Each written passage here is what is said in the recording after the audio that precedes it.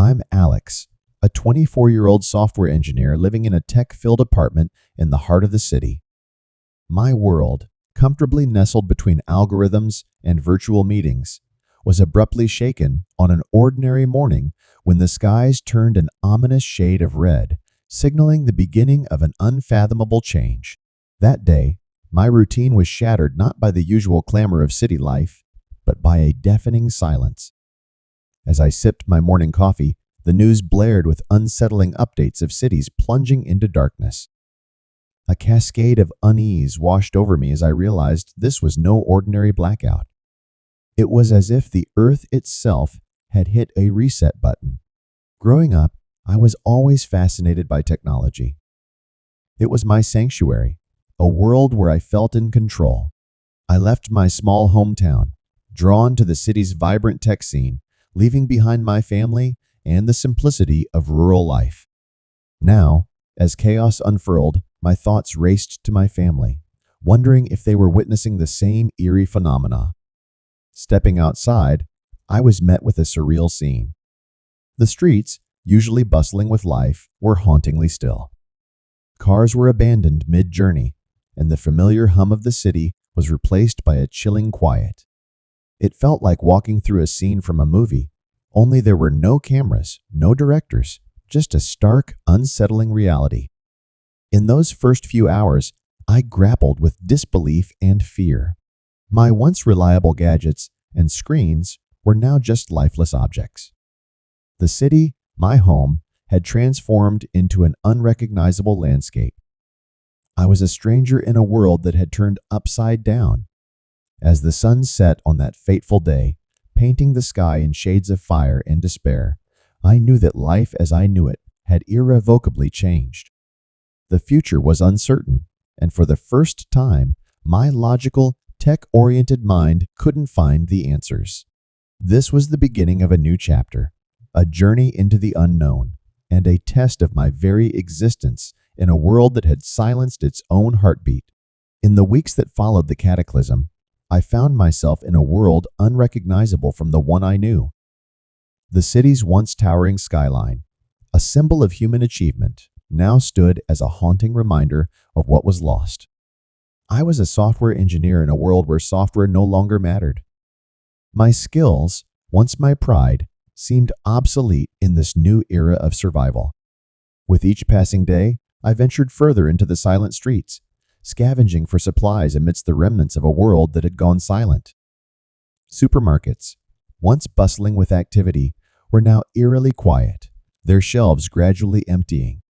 I learned to ration, to survive on what little I could find.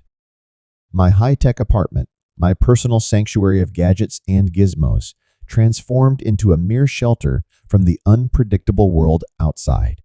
As isolation took its toll, I began to reflect on my life.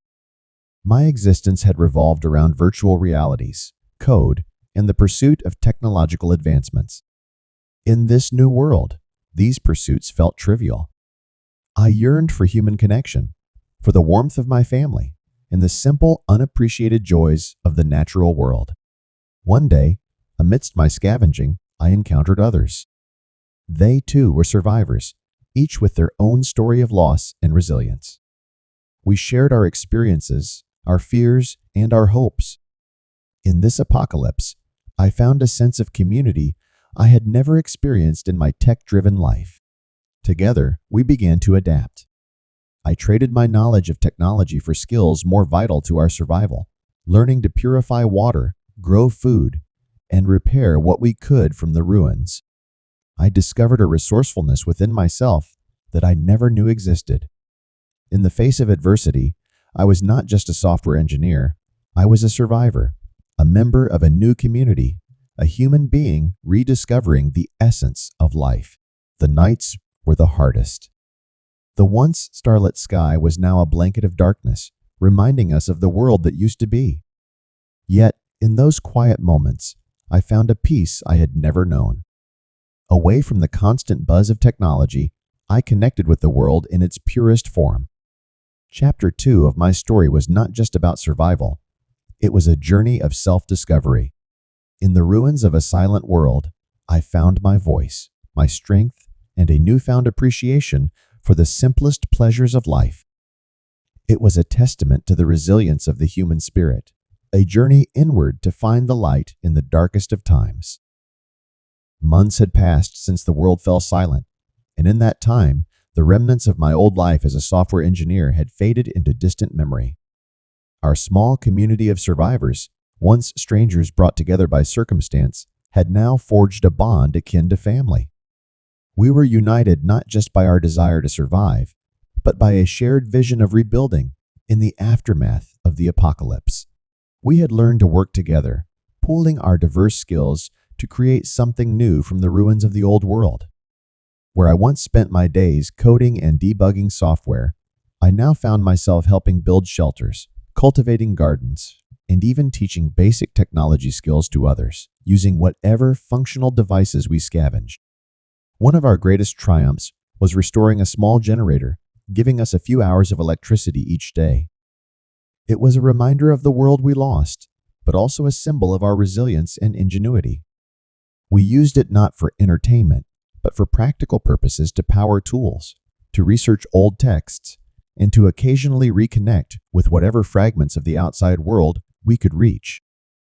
As the leader of our small tech team, I felt a sense of purpose I had never experienced in my previous life.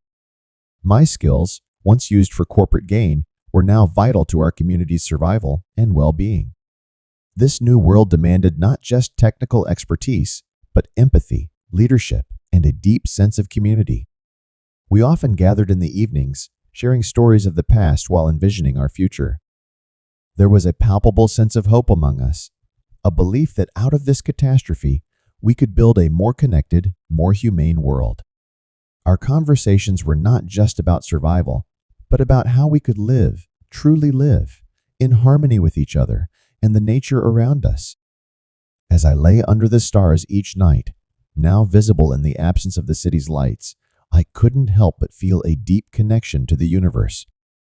The challenges we faced were immense, but they brought a clarity to my life that I had never known. In the quiet of the post-apocalyptic world, I found a deeper understanding of myself, of humanity, and of the delicate balance of life on our planet.